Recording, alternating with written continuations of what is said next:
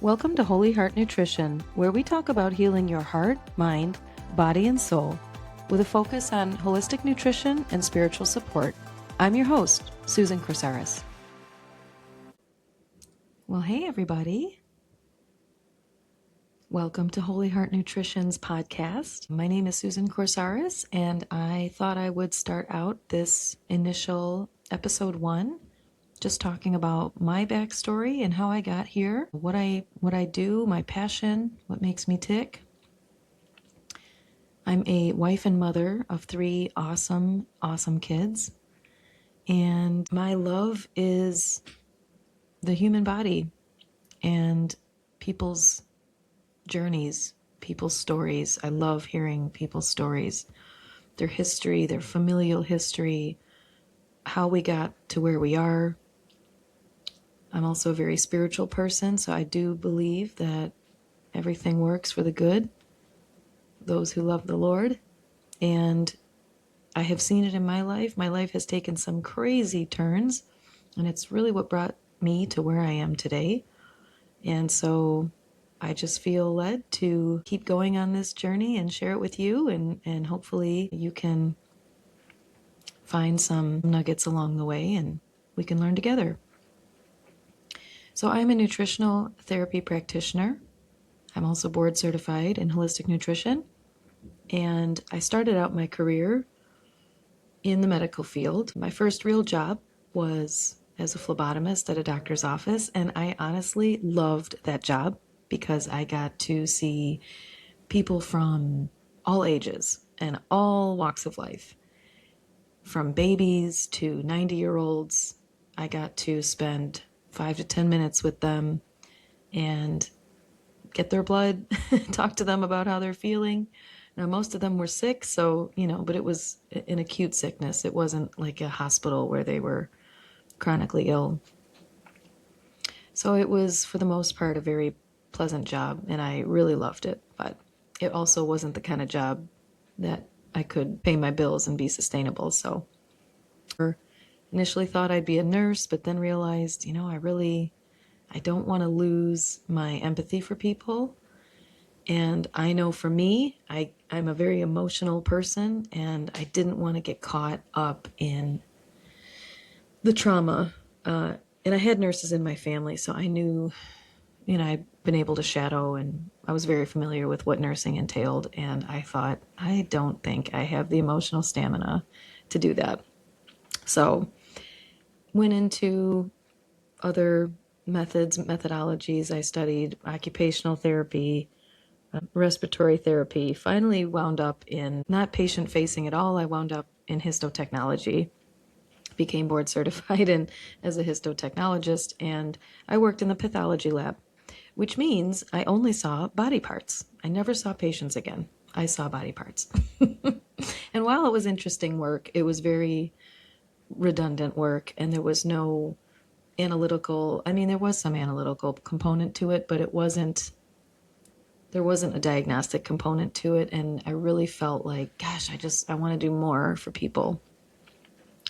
So fast forward to 2015, my sister and very best friend was diagnosed with breast cancer. And she was young. She was like 37 at the time, just turned 37. 38, sorry. She developed a lump and was kind of scared and didn't want to. She was scared of what it meant and was hoping that it would go away miraculously. Now, in my family, we grew up in a very spiritually strong environment. And what I mean by that is a lot of people looked at my parents as, quote, religious, but really weren't religious. My parents actually left organized religion in the 70s and became born-again Christians. So we were kind of like the Jesus freaks on the block. And growing up, it really was my parents' journey. And so what I've learned is that your spiritual journey on your path to God often gets hung on what your parents teach you. And it's just sort of, well, that's what we always did. That's what we do. We're fill in the blank. That's what we do. but there's no like heart behind it. And so I have found that we need to decide, each one of us, who is God to us? Who is he? And do you believe in him? I sort of just went along to get along for a long time, but I did come to expect miracles in my life. And I saw many miracles happen in my life. I saw it happen when I was growing up. My parents had plenty of miracle stories. I had miracle stories with each of my kids when they were born. We had scares, and we were delivered out of them all. And so I thought, well, yeah, this is scary that Joni has been diagnosed with breast cancer, but this isn't anything God can't handle. I mean, he's gonna heal her, of course. Of course. Well, fast forward to a couple years later, there was a lot going on, and my sister was really trying to do the right thing that she felt the most comfortable with. She was actually convicted very strongly in herself that she did not want chemotherapy, but it didn't stop her from trying alternative therapies through her oncologist. Meanwhile, she and I had been looking at alternative therapies in the holistic realm. And there's just so much out there that it was very hard to figure out what, what do you do? You just kind of throw a bunch of spaghetti at the wall and see what sticks. So there wasn't really anything that she found to be consistent with or that she felt was working well for her. So basically, the methodologies she used, the immunotherapy that she did, it worked until it didn't. And while she was able to keep her hair and work full time, about a month up until her passing, it didn't end up saving her. And so being there for my sister's passing was a big blessing, but also the biggest pivot in my life. And it was something I did not expect. Very much in denial. Very ground changing, just completely shattering for our family. Caused a lot of division, caused a lot of brokenness, and it was life changing. Not just for me spiritually, but also for me physically. So part of my story is that I like to help people who are grieving, and not just grieving from a loss from death, but from anything that causes a stress response in the body. That could be divorce, it could be moving, could be losing a pet, broken relationships, maybe you're, a longtime friend you're no longer speaking to, the loss of a job. Lots of things can have an effect on our health, and we don't often put those together. We just sort of think of everything as siloed. And so I just want to raise awareness that when life gets hard, and we all have stress, even chronic underlying stress that maybe you have a difficult personality in your family that you're constantly dealing with, you don't realize is taking a toll on your physical health. It really is. So my goal is to help people preserve their health so that what happened to me does not happen to them. I developed a chronic illness after not prioritizing my health after my sister passed. I really didn't want to take care of myself, didn't want to physically eat. I could not physically sleep. And that, in a prolonged period of time, was just the perfect storm to switch on autoimmunity. And for people who don't understand what autoimmunity is, it's when your body starts to attack itself in a certain system. And for me, that was hypothyroidism. My body was actually making antibodies to attack my own thyroid. And that meant I was super tired all the time. I had no strength or stamina or energy. And it didn't matter how much sleep I got, even though I wasn't getting good sleep. Even when I had the chance to sleep, say 10 to 12 hours, I still woke up just as exhausted as before. My hair was falling out. My skin was pale. I was freezing all the time. I was moody. It just was not good. It's not a good place to be. So I realized, gosh, I really need to do something about this. Meanwhile, I had found the Nutritional Therapy Association, and I thought, these simple tenets of health optimizing digestion, optimizing fatty acid balance, optimizing your mineral balance, proper hydration, and blood sugar regulation. Like that all made so much sense to me. And that was kind of something that my sister was searching for when she was looking for different modalities to help. She was like, I just light up at the fact that food is medicine. Like Hippocrates said, let food be thy medicine and medicine be thy food. So we loved that idea, but again, there's so much out there that it was really hard to find what made sense. Well, this made sense to me. At this point, Joni had passed, and I figured, well, I want to know this for me and my family. I want to see if I can improve my health.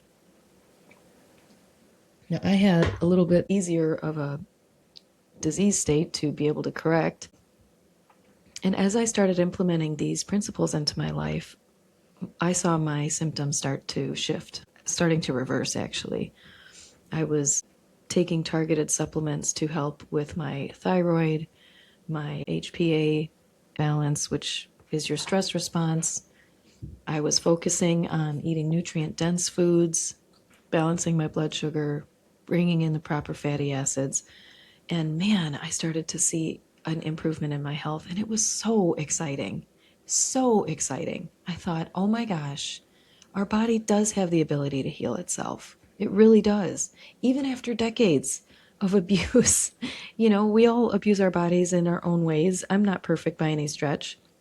And I certainly am still learning.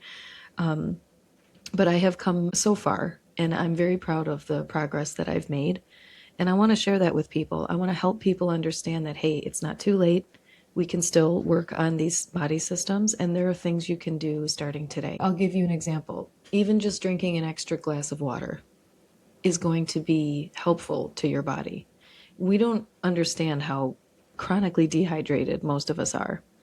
And hydration helps with so much. It helps with better joint mobility. It helps with better blood flow. Your cells can communicate better with each other. I mean, we are electrical beings, so we need those juices flowing for that circuitry to be able to communicate with each other. It helps with proper digestion. It's super important. So that's something we can do today. Just take an extra sip of water, especially if you drink a lot of caffeine, because we all know caffeine leaches water from your body. So we want to replenish that with extra water. But they're very simple things. And working in the medical field, I've seen the dark underbelly of the medical field. And I think most doctors and nurses that if they're honest, they will be the first to admit that it's a broken system. Our system's broken for sure. It needs to be improved. It is not patient-centric. It is payment-centric, and it's just not a good model anymore. And I think people are starting to see that we have never been more unhealthy as a people than today. So that's why I'm really excited to just be able to help people who maybe their tests look great on paper, but they still feel like crap. They know they're stressed. They don't know how to manage that stress. They don't know what they're missing. So I often find that nutritional therapy tenets and that kind of education can be really empowering for people to be able to take charge of their own health again and say, okay, this is something I can do. I can start eating more nutrient-dense foods. Maybe I'm not ready to eliminate this food that is not very good for my health, but I'm willing to bring in something. So it really is a wonderful modality and something I'm very passionate about now. And I'm passionate about it because I feel as though I know Joni would have loved this.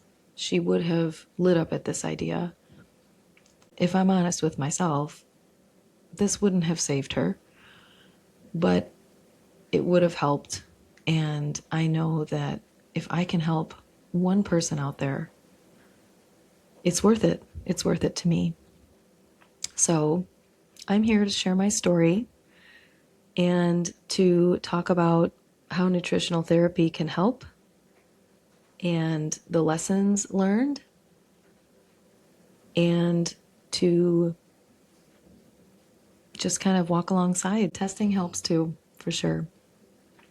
And testing is great. We tend to hang our hats on testing as if it's the be all end all, but really it's good to know what you're dealing with to give you some hard data points, but to realize that those data points are subject to change day by day to a degree. If you weren't fasting, that has a lot to do with those values. So lots of things can affect them. And just to realize that it is subject to change. So don't put that as a label you can wear now. It's very tempting to say, well, I have, my Hashimoto's. I refuse to say that. Hashimoto's is a condition that I have dealt with, but that is not who I am. And I find the more you can resist it, the better outcome you can have. I think there is a tendency for some of us as humans to identify with our disease and to feel like maybe we deserve it deep on a subconscious level, or maybe it's for pity. Maybe we're just so used to having problems in our life that we've just come to expect it. And that is just some stinking thinking. And it's something I believe we all deal with at some point in our life as to whether or not we're going to keep on that road or demand better for ourselves. So with that, I do offer gut healing testing. It is a stool test and it is very comprehensive. It tells us all kinds of things like whether or not we have pathogens, what kind of good and bacteria we have, what kind of parasites do we have, yeast, overgrowth problem, gives us values. It's a good 5-page report that gives us tons of data. That way I can make a laser targeted protocol complete with supplements that can eradicate and rebuild, restore, and rebound the system. So that is very cool. Digestion is a huge piece, a key piece to better health. And I learned personally that if you can optimize digestion, it is a key foundation to start with for all these other systems to start improving as well. We have a gut-brain connection. It's not just your gut. About 80% of your immunity is tied up in your gut. So when your immune system's down, you're going to get overridden with lots of things that can just dampen the rest of the systems. So I found personally that my thyroid balance had a lot to do with my digestion and the fact that my digestion was not great. So it is able to be done. I'm proof of that. It's very exciting. I'm in a very exciting place right now. And I know that Joni's smiling down and that she'd be very proud of the work I'm doing, especially to know that she's the one who inspired me to pursue this. So I'm really excited to be on this journey with y'all. And next time, I would love to talk about how nutritional therapy can help improve your body systems and what specific nutrients are lost during a stress response. So I hope you enjoyed this episode of Holy Heart Nutrition, and I'll see you next time.